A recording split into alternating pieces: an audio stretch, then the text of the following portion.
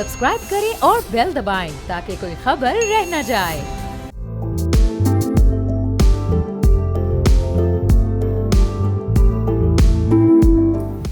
अस्सलाम वालेकुम, मैं और बाब जहांगीर, आप देख रहे हैं प्रोग्राम बेवपार। दुनिया भर में ट्रांसपोर्ट का निज़ाम मईशत और रोज़मर्रा ज़िंदगी की रीढ़ की हड्डी की हैसियत रखता है। लोग प्राइवेट गाड़ियों से सफ़र करने के बजाय पब्लिक ट्रांसपोर्ट इस्तेमाल करते हैं। वजह यह होती है कि प्राइवेट गाड़ी के मुकाबले में पब्लिक ट्रांसपोर्ट का खर्च तकरीबन 16वां हिस्सा होती है। यानी जहां एक शख्स एक प्राइवेट गाड़ी पर 16 रुपये खर्च करता है तो वहां पब्लिक ट्रांसपोर्ट पर 1 रुपया खर्च आता है। अब इस लिहाज से गरीब और मुतवस्सित तबके के लिए पब्लिक ट्रांसपोर्ट पहली चॉइस होनी चाहिए, लेकिन पाकिस्तान में ऐसा नहीं है। पाकिस्तान का ट्रांसपोर्ट सेक्टर संगीन मसाइल का शिकार है। सड़कों के नाकिस इंफ्रास्ट्रक्चर के साथ पुराना रेलवे निज़ाम और एयरपोर्ट्स और बंदरगाहों पर ताखीर बड़े चैलेंजेस हैं। मुल्क में 94% फ्रेट सड़कों के जरिए जाता है। इससे सड़कें बोझ बर्दाश्त नहीं कर पाती। इसके साथ ही हर साल पाकिस्तान में तकरीबन 2.5 लाख नई गाड़ियां रजिस्टर होती हैं। इससे शहरों में शदीद ट्रैफिक का दबाव भी पैदा होता है। कराची जैसे शहर में या मजीद दीगर बड़े शहरों में पब्लिक ट्रांसपोर्ट गैर मुनज़्ज़म और गैर महफूज है। बसें कम हैं और इस काबिल नहीं है कि उनका इस्तेमाल करते हुए वक्त की पाबंदी और महफूज सफ़र का तस्वुर भी किया जा सके। इस वजह से लोग रिक्शों और निजी गाड़ियों और मोटरसाइकिल जैसी गैर महफूज सवारियों पर रिलाय करते हैं। ऐसे में ख़वातीन के लिए सफ़र करना मज़ीद मुश्किल हो जाता है। इन मसाइल का बराह रास्त असर मईशत पर पड़ता है। ट्रांसपोर्ट सेक्टर GDP का तकरीबन 10.7% है, लेकिन हुकूमती नाअहलियों और ख़राब निज़ाम की वजह से इस सेक्टर में हुकूमती और निजी खर्च बढ़ जाता है। 2025 में एक हड़ताल से सिर्फ 8 दिन में $400 मिलियन का एक्सपोर्ट्स का नुकसान हुआ। ट्रैफिक और ताखीर से वक्त के साथ फ्यूल और फाइनल प्रोडक्ट ज़ाय होती हैं। इसका नतीजा यह निकलता है कि महंगाई बढ़ती है और मजमूई माशी तरक्की सुस्त हो जाती है। अब ऐसे में एशिया पाक इन्वेस्टमेंट्स ने इंटरसिटी और सिटी ट्रांसपोर्ट निज़ाम एक कामयाब मिसाल के तौर पर कई काबिल अमल मॉडल्स फराहम करता है। एशिया पाक इन्वेस्टमेंट्स ने 2011 में पहली मरतबा पाकिस्तान के ट्रांसपोर्ट सेक्टर में कदम रखा तो इंटरसिटी बस सर्विस के निज़ाम में कई स्ट्रेटेजिक और पॉजिटिव तब्दीलियां नजर आईं। एशिया पाक इन्वेस्टमेंट्स ने डाइवो एक्सप्रेस की मिल्कियत हासिल करते ही बहैसियत कंपनी बहुत बेहतर फैसले किए और मजीद इन्वेस्टमेंट्स भी मुमकिन हो सकी। इन्वेस्टमेंट्स के लिए पहले मरहले में एशिया पाक ग्रुप ने लिबर्टी पावर प्लांट से समाई की मुंतकली की, जिससे 300 बसेस के फ्लीट की मॉडर्नाइजेशन के साथ लाहौर के ठोकर न्याज बेग में जदीद टर्मिनल की तामीर की गई। इन इकदाम से सर्विसेज के दायरे को और वसी किया गया और मेयार को और भी बेहतर बनाया गया। एशिया पाक ग्रुप ने डाइवो को सिर्फ बस कंपनी के बजाय एक मुकम्मल ट्रांसपोर्ट और मोबिलिटी ब्रांड बनाने की हिकमत अमली अपनाई। एशिया पाक की मिल्कियत में आने के बाद डाइवो एक्सप्रेस के रूट्स की तादाद में तेजी से इजाफा हुआ। जदीद टर्मिनल्स बनाए गए। मरकजी लाहौर टर्मिनल को कलमा चौक से ठोकर न्याज बेग मुंतकिल किया गया ताकि मोटरवेज तक आसान रसाई हो। ऑनलाइन टिकटिंग के साथ मोबाइल ऐप और कार्गो सर्विसेज भी मुतारिफ करवाई गई। इसके साथ साथ ड्राइविंग ट्रेनिंग इंस्टीट्यूट्स और मेंटेनेंस वर्कशॉप्स को भी जदीद बनाया गया। 2015 के बाद डाइवो ने सिटी ट्रांसपोर्ट मंसूबों में भी कदम रखा। लाहौर में स्पीडो बस सर्विस के अलावा पिशावर BRT और कराची ग्रीन लाइन और ऑरेंज लाइन मेट्रो ट्रेन जैसे बड़े मंसूबों की ऑपरेशन जिम्मेदारियां भी डाइवो को मिली। इस तरह डाइवो एक बहैसियत कंपनी एक मल्टी मॉडल ट्रांसपोर्ट ऑपरेटर बन गया।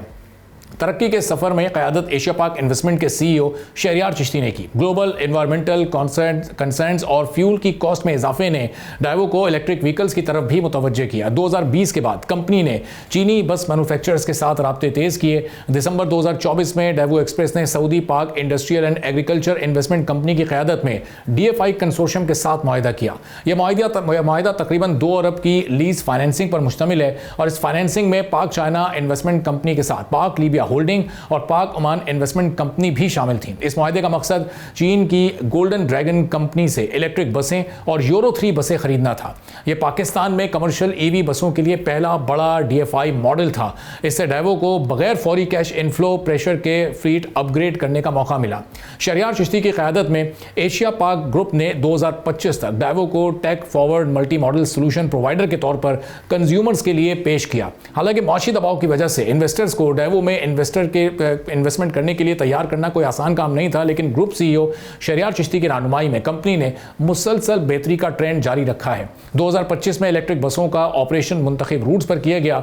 इन बसों की range short inter district travel के लिए मौजू है। फ्यूल की बचत नुमाया है। माहौलियाती आलूदगी में कमी भी एक बड़ा फ़ायदा है और इस तरह मौजूदा हालात में चार्जिंग इंफ्रास्ट्रक्चर भी महदूद है, मगर टर्मिनल्स की बुनियादी सहूलियात फराहम की जा रही हैं। प्लान के मुताबिक 2026 के मिड में इलेक्ट्रिक बसें بسز کی انٹر سٹی فلیٹ کی تعداد 200 تک ہو جائے گی. آج ڈیوو ایکسپریس 60 سے زائد شہروں میں کام کر رہی ہے اور بڑا بہتر کام کر رہی ہے. سینکڑوں بسیں روزانہ کی بنیاد پر ہزاروں بلکہ لاکھوں مسافروں کو سفر کی سہولیات دیتی ہیں اور بہت مناسب اور آرام دہ سہولیات دیتی ہیں. ہزاروں افراد کو روزگار اس ذریعے سے فراہم کیا جا چکا ہے. کمپنی کامیابی کی بنیاد مستقل اور معیاری سروس کے ساتھ انویسٹمنٹس اور بدلتے وقت کے ساتھ خود کو اپ گریڈ کرنا ہے. سعودی اور چینی کولیبریشن نے ڈیوو کو مستقبل کی ٹرانسپورٹ کی سمت میں ایک قدم آگے بڑھا دیا ہے اور کامیابی کا سلسلہ آنے والے دنوں میں بھی اسی طرح سے جاری رہے گا. ٹرانسپورٹ سیکٹر کو کس طرح سے ڈیوو نے بدلا اور اب مزید کیا کچھ انوویشن کرنے جا رہا ہے, اس پر ہم بات کریں گے. فیصل صدیقی صاحب سی ای او ڈیوو ایکسپریس پاکستان کے ہمارے ساتھ موجود ہیں. بہت شکریہ فیصل صاحب پروگرام کے لیے آپ نے وقت نکالا. اب ڈیوو کے آنے سے جو پچھلے 10-12 سال میں ایک بڑا خوشگوار چینج آیا پاکستان کے ٹرانسپورٹ سیکٹر میں, یہ کتنے چیلنجز سے بھرپور سفر رہا. اس میں ہم نے ٹیکنالوجی, انویسٹمنٹ, خود کو اپ گریڈ کرنا, بہت ساری کامیابیاں دیکھی ہیں. اب یہ آگے کس انداز سے جاری رہے گا؟ جی شکریہ for having me on the program. یہ جو ہمارا سفر ہے وہ 1998 میں شروع ہوا تھا ڈیوو ایکسپریس کا, اور اس وقت کورین اسپانسرز تھے جنہوں نے ایک نئے طرز کا انتخاب کیا تھا جہاں پہ بسیں آن ٹائم اور صاف اور معیاری بسیں انٹروڈیوس کرائی تھیں, جو ایک انٹرسٹی میں اس زمانے میں ایک ریولیوشن تھا. ایشیا پاک انویسٹمنٹس نے 2011 میں بارڈور سنبھالے تھے, اور یہ جو سفر کورینز نے شروع کیا تھا 1998 میں اس کو کنٹینیو کیا ہے, اور بتدریج پچھلے 14 سال میں ٹیکنالوجی کو ہم نے اور انٹروڈیوس کرایا ہے. اب ہمارے بسز میں ہر جگہ ٹریکرز موجود ہیں اس کے ساتھ ساتھ, تو اس لیے 24 گھنٹے ہمیں اپنی ہر بس کا ایگزیکٹ لوکیشن بھی پتہ چلتا ہے, اور اس کی جو سپیڈ ہے اس کا ہم سینٹرلی جو ہے وہ اندازہ لگا سکتے ہیں. ڈرائیورز کس کنڈیشن میں گاڑی چلا رہے ہیں اس کا بھی ہمیں پتہ چلتا ہے. اس کے ساتھ ساتھ جیسے آپ نے مینشن کیا ٹیکنالوجی کا ایک اور جو ہمارا ایک تھوڑا منفرد پہلو ہے وہ یہ ہے کہ 50% سے زیادہ ٹکٹ ہمارے آن لائن فروخت ہوتے ہیں. تو یہ ایک ٹرانسپورٹ کمپنی پاکستان میں خاص سے ایک کم ہی اس طرح کی کوئی کمپنی ہے جو کہ آن لائن سیل کرتی ہے. تو انٹرسٹی میں ہمارا تو اور بھی ہم جدت کا انتخاب کر رہے ہیں, الیکٹرک بسز انٹروڈیوس کرا رہے ہیں. اس کے ساتھ ساتھ ہماری کارگو کی اور کوریئر کی ایک بہت بڑی ایک انٹرپرائز ہے جس کے اندر ہم پورے پاکستان میں کارگو پارسلز ڈیلیور کراتے ہیں. اس میں بھی ہم نے ٹیکنالوجی کا بہت ساتھ اور فائدہ اٹھایا ہے. اور اس کے ساتھ ساتھ انٹرا سٹی میں تو آپ نے دیکھا ہی ہے, لاہور میں, Multan, Peshawar BRT, Karachi green line, یہ ساری ہم آپریٹ کرتے ہیں. اورنج لائن میٹرو ٹرین بھی ہم چائنیز کے ساتھ مل کے ہم وہ ٹرین بھی چلاتے ہیں.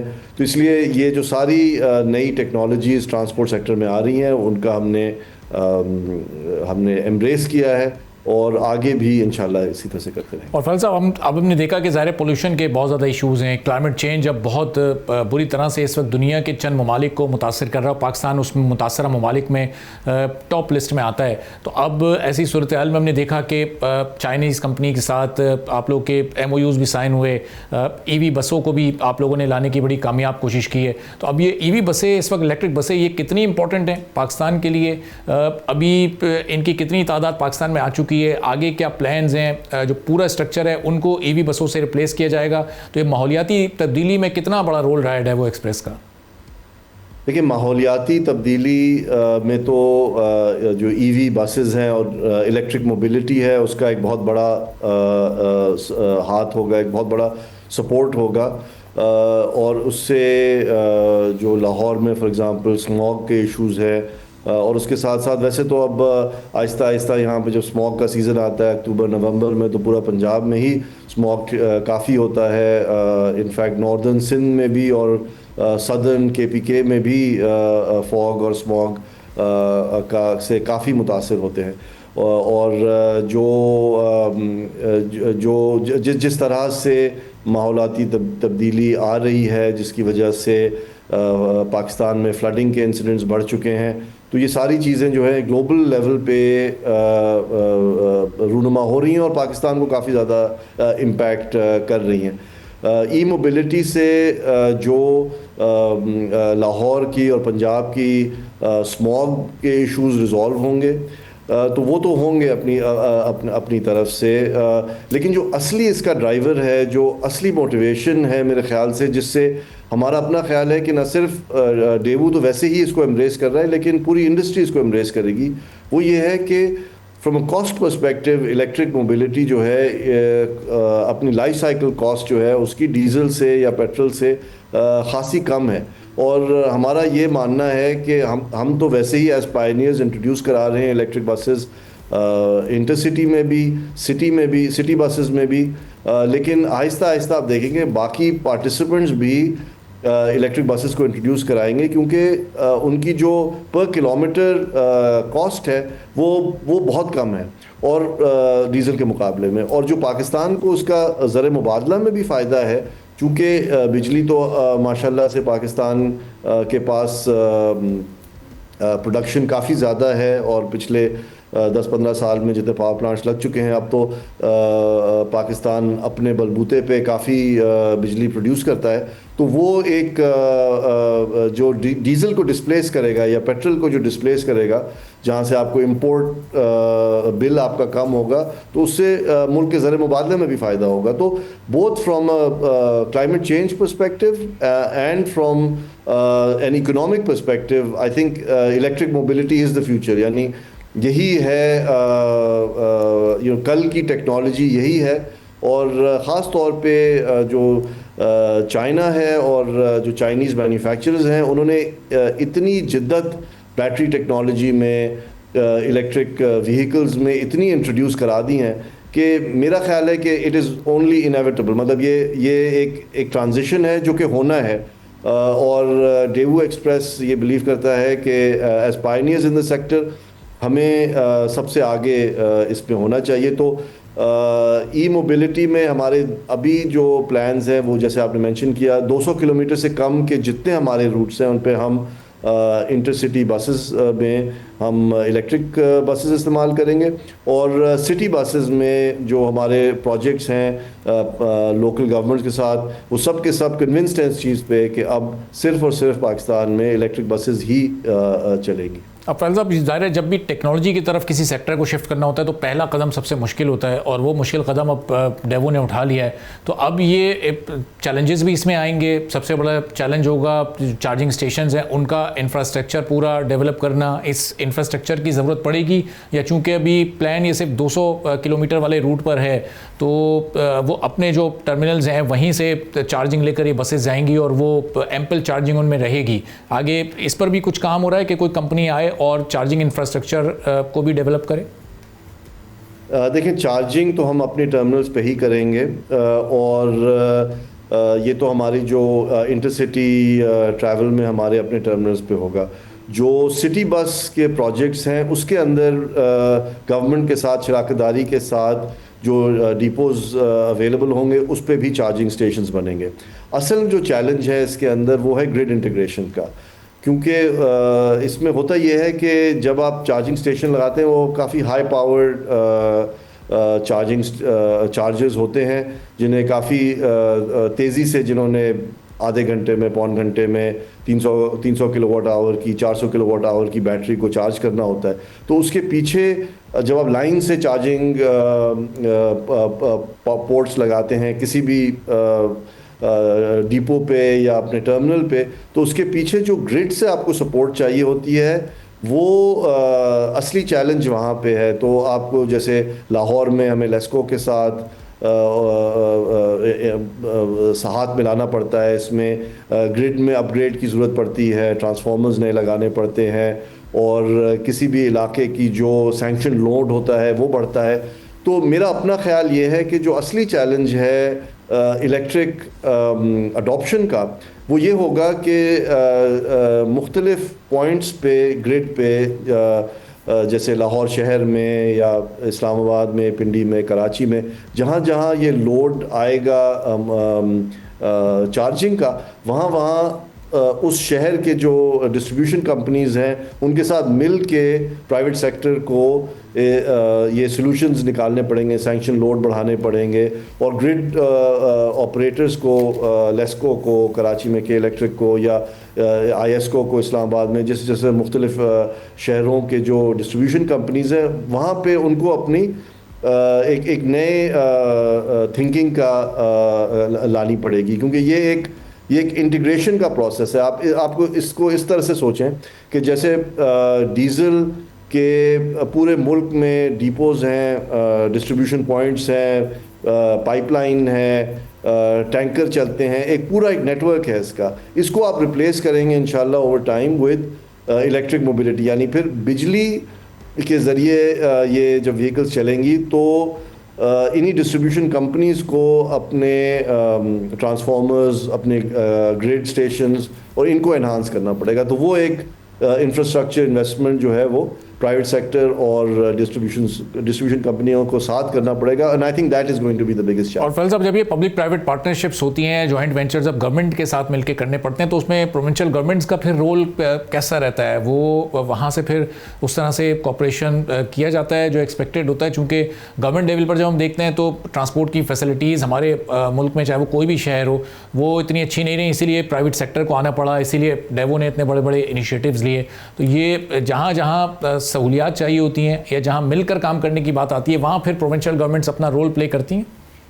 بالکل, ہمیں جو ہمارا ایکسپیرینس آیا, ہم 2016 سے جو میٹرو کے پروجیکٹس ہیں اور فیڈر بسز کے پروجیکٹس ہیں, اب ہم پنجاب میں, KPK میں اور سندھ میں تین پروونسز میں ہم آپریٹ کر رہے ہیں. بلوچستان میں ابھی ہم نہیں کر رہے, لیکن ان 3 پروونسز میں جو پروونشل گورنمنٹس کے ساتھ ہمارے اگریمنٹس ہوئے ہیں, کنسیشن اگریمنٹس ہوئے ہیں, اس کے تحت ہم نے بسیں چلائی ہیں.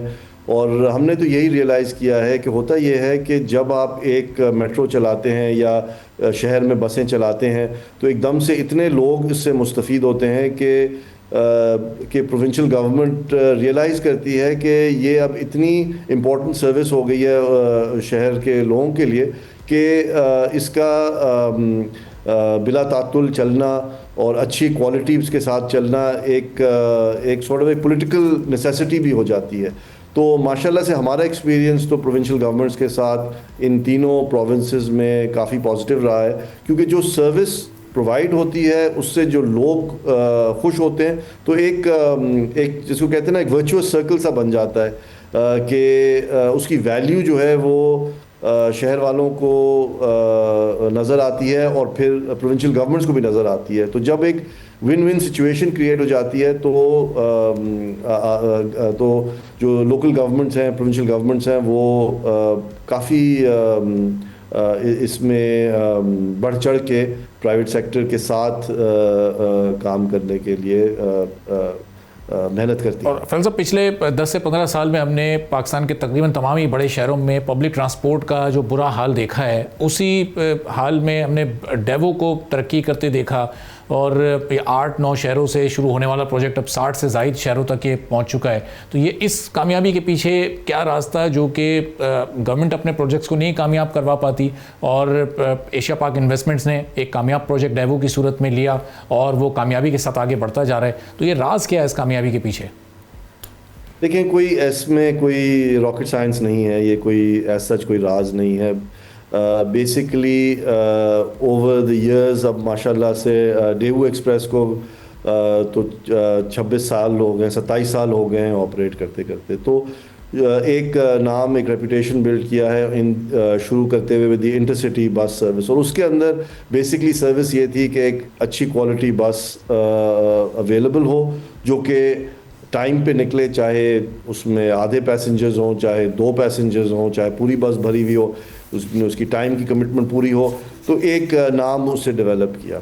اسی طرح سے جو شہروں کے اندر جو سٹی بس کی جو کا جہاں تک تعلق ہے، اس کے اندر تھوڑا سا نا پبلک پالیسی انیشیٹو کی بات آ جاتی ہے، بیکاز جن کرایوں پہ شہروں کے اندر بس چلانی پڑتی ہے وہ ایک پرائیویٹ اینٹی اس پہ پروفیٹیبلی نہیں چلا سکتی، تو اس لیے ایک پروونشل گورنمنٹس کی سپورٹ کی ضرورت پڑتی ہے۔ ہسٹوریکلی شہروں کے اندر جو ہے وہ آپ جیسے دیکھ رہے ہیں بہت ساری چنگچیاں چلتی ہیں، پھر بیچ میں ہائیس وینس چلتی تھیں کراچی میں تو، اور ابھی بھی میرے خیال سے جو کچھ بسیں ہیں وہ پرانی ہی چلی آ رہی ہیں۔ تو اوور ٹائم پچھلے 10 سالوں میں ہر پروونشل گورنمنٹ نے ریئلائز کیا ہے کہ ایک ٹرانسپورٹ اتنے میگا شہروں میں، اب جیسے کراچی ہے، لاہور ہے، ایون پشاور ہے، ملتان ہے، یہ اب بہت بڑے شہر بن چکے ہیں، تو یہاں پہ ایک اشد ضرورت ہے کہ ایک کوالٹی کی ایک بس سروس دی جائے، اور آہستہ آہستہ پروونشل گورنمنٹس نے اس پہ فوکس کیا اور بہت اچھے پروگرامز انٹروڈیوس کرائے ہیں، اور اس کی سکسیس دیکھ کے ہوتا یہی ہے، اس کا راز یہی ہے کہ جب آپ ایک پروجیکٹ جیسے اب 2012 میں لاہور میں یہ گرین لائن میٹرو سروس شروع ہوئی تھی، جس کو شروع میں جنگلہ بس کہہ کے ویسے تو ریڈیکیول بھی کیا جاتا تھا، لیکن اس کی کامیابی اور اس نے جو فیسلٹی جو سروس پرووائڈ کی تھی، اس سے متاثر ہو کے ہر پروونس نے یہ سروس اور اس طرح کی سروسز انٹروڈیوس کریں۔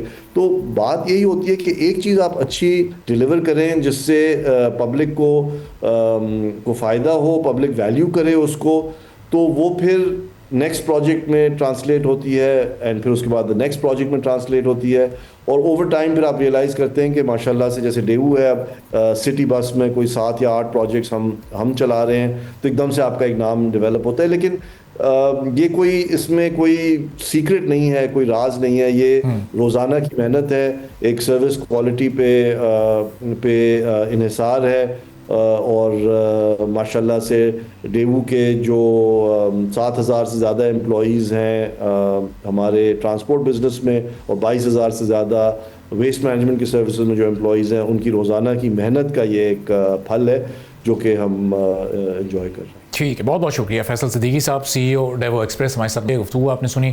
ایک بریک لیتے ہیں ناظرین، بریک کے بعد واپس آئیں گے، ایک اور عام موضوع پر بات کریں گے۔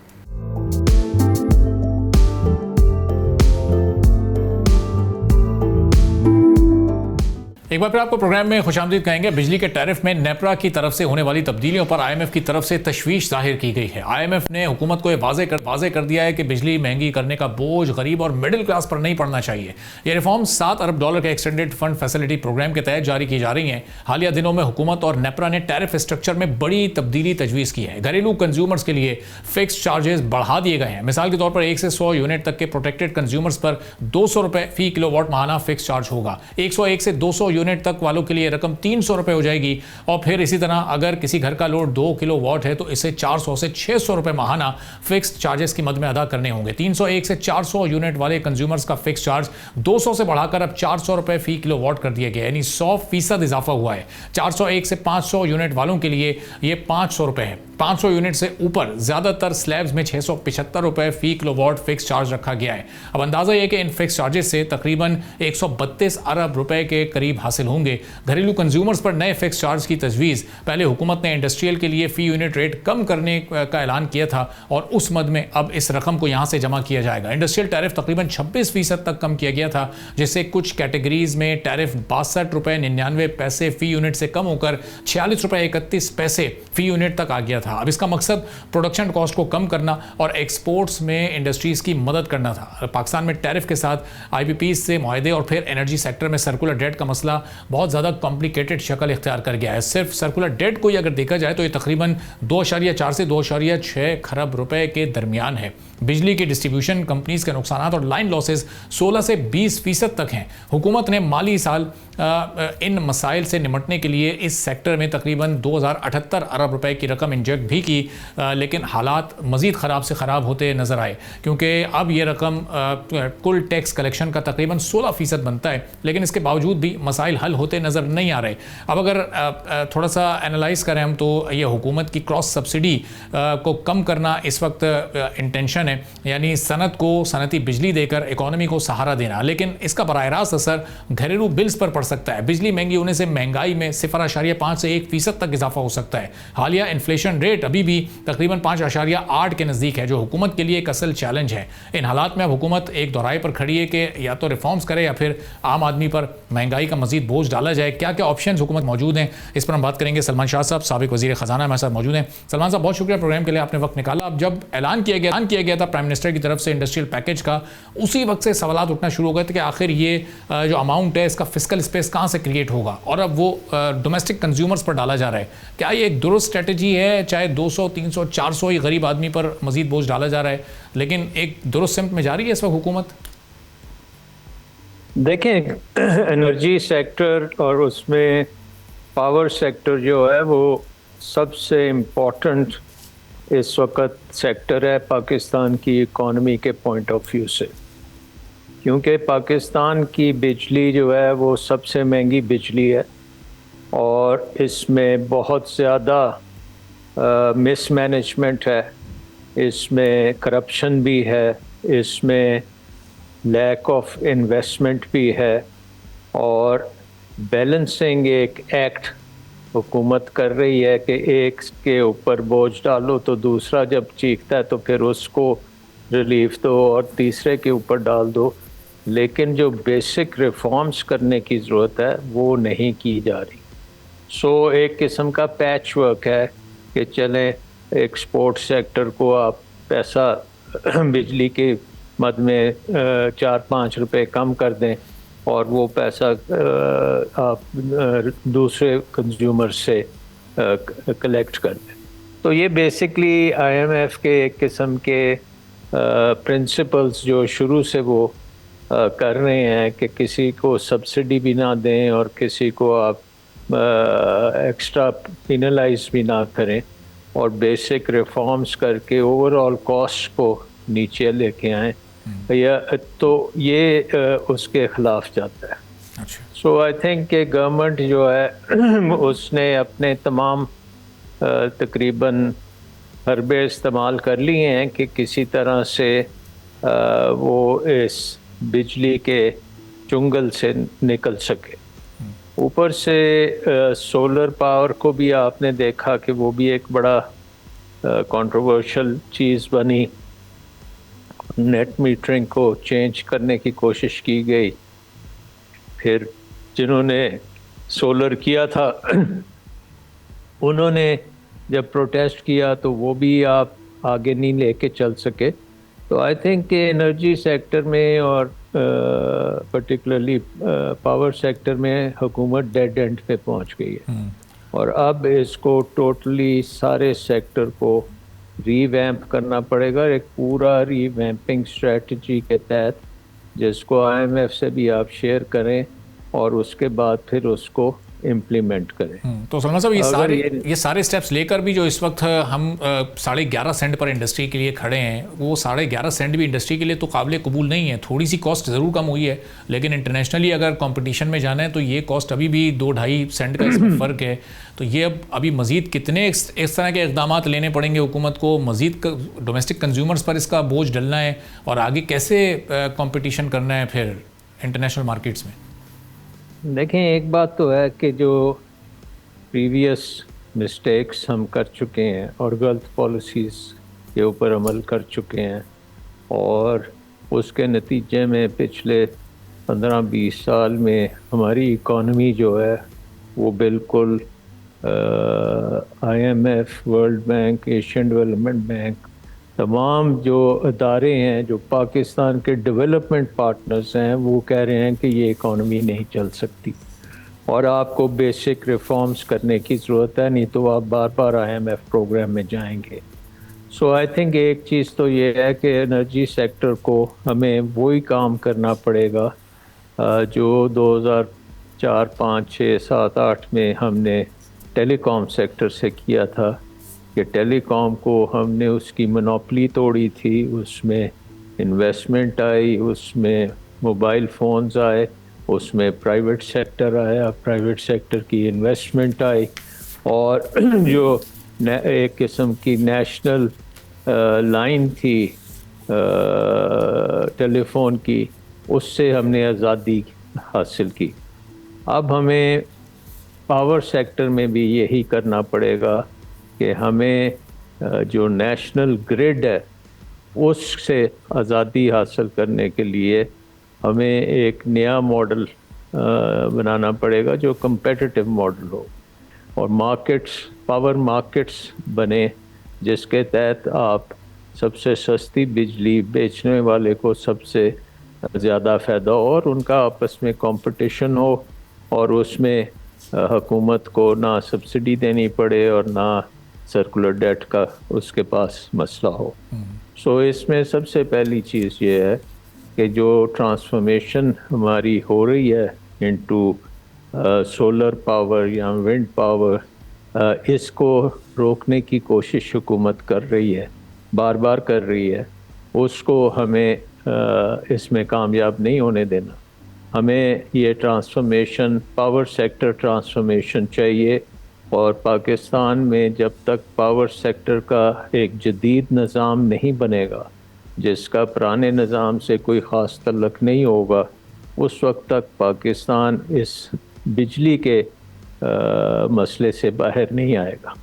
آپ نے بالکل صحیح کہا کہ ابھی بھی اگر آپ کی بجلی کمپیٹیٹرز سے مہنگی ہے تو جتنی مرضی آپ سبسڈی دے دیں اس کا کوئی خاص فرق نہیں پڑے گا، آپ کمپیٹیٹیو نہیں ہوں گے۔ یہ اسی وقت پاسبل ہوگا جب سب سے سستی بجلی آپ کے سسٹم میں آئے گی اور وہ لوگوں کو اس کی ہوگی ایک قسم کی چوائس کہ وہ اس کو استعمال کریں، اور اس سے پھر آپ اپنا اس پاور سیکٹر کو گریجولی ٹھیک کر سکتے ہیں۔ لیکن یہ کیپیسٹی پیمنٹس جو ہیں یہ ہمارے گلے کا ٹاک بنی ہوئی ہیں، اور یہ بنی رہیں گی جب تک یہ آئی پی پیز کے کانٹریکٹس مکمل نہیں ہوتے اور ختم نہیں ہوتے۔ اور میری نظر میں اگر ان سے ہم بجلی نہ بھی لیں اور سولر پہ جتنا حد تک ہو سکے چلے جائیں تو وہ بھی ہمارے لیے بہتر ہوگا کہ ہم کیپیسٹی پیمنٹ بھی پے کرتے رہیں لیکن سولر کی بجلی ہمیں ملے جو انرجی کاسٹ جو ہے اس کی زیرو ہے۔ سولر جو ہے وہ تقریباً زیرو ویریبل کاسٹ پہ ہے۔ سو آئی تھنک کہ یہ جو ویلنگ کا آیا تھا کچھ پچھلے دنوں ذکر، اس کو بڑا سیریسلی ہمیں امپلیمنٹ کرنا چاہیے اور اکراس دا بورڈ کرنا چاہیے، اور ویلنگ چارجز جو ہیں وہ بالکل ایک قسم کے لیگسی کاسٹ اس میں نہیں ڈالنی چاہیے، اور ویلنگ کی جو ایکچوئل کاسٹ ہے اسی کے اوپر آپ رکھیں ویلنگ چارجز، تو پھر یہ ٹھیک ہونا شروع ہوگا۔ لیکن پرابلم یہ ہے کہ اس سارے عمل میں ڈسرپشن خاصی ہوگی، بہت سے مافیاز ہیں جو ٹوٹیں گے اور ان کے انٹرسٹ جو ہیں وہ ان کے خلاف پالیسی جائے گی، اور حکومت کو بڑا اسٹرانگلی یہ کام کرنا پڑے گا اور اسٹیڈلی کرنا پڑے گا۔ یہ نہیں ہے کہ آج اناؤنس کریں تو کل واپس آپ وہاں ہی آ جائیں جہاں سے شروع ہوئے تھے۔ سو آئی تھنک کہ یہ ایک ٹرانسفارمیشن پاور سیکٹر کی ناگزیر ہو چکی ہے، اور مجھے لگ نہیں رہا کہ حکومت اس کو سیریسلی لے رہی ہے یا اس کی کیپیسٹی ہے اس کو کرنے کی۔ اور نیپرا ہو یا حکومت کے دوسرے محکمے ہوں، یہ بالکل فیل ہو چکے ہیں، اور ان کو آپ کنٹینیو کرتے جائیں پرانے ڈگر پہ تو پاکستان کی اکانومی ریکور نہیں کر سکتی۔ اور اب ہم دیکھ رہے ہیں کہ جو تھوڑی سی جنبش آئی تھی مارکیٹس میں اس پہ انسرٹنٹی ہوتی جا رہی ہے، سو آئی تھنک پازیٹیو چیزیں ہمیں ریفارم کے ایریا میں کرنی بہت ضروری ہیں. بہت بہت شکریہ سلمان شاہ صاحب، سابق وزیر خزانہ موجود تھے، گفتگو آپ نے سنی. اسی کے ساتھ ناظرین آج کے پروگرام سے اجازت دیجیے، اللہ حافظ.